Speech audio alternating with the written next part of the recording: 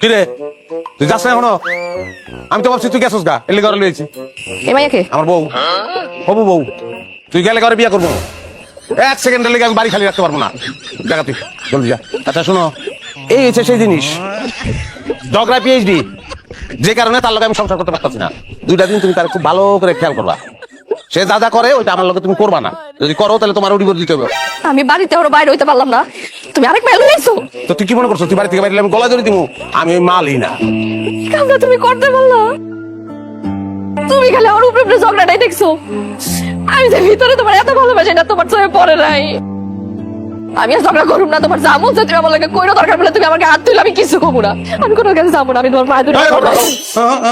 আচ্ছা ঠিক আছে, ও যাইবো না বাড়ি থেকে। বাড়িতে যাবো না মানে? যাইবো না মানে যাইবো না, 2 দিন বেড়াইবো। চিনোস না করে মাম তো কই ডালিয়া। এটা তুমি আগে কইবা না, আমি তো ভয় পেয়ে গেছিলাম। এই ভয়টা তো তোমার চেহারা আমি জীবনে দেখিনি, কোনোদিন তো মুখ দেখাও নাই যে তুমি আমার ভালোবাসো, কইতাও না এই ঘটনা না ঘটাইলে। যাও খাওন দাও, মেহমান আইছে, 3 জনের কামনা করে দেখ। কেমন আছো?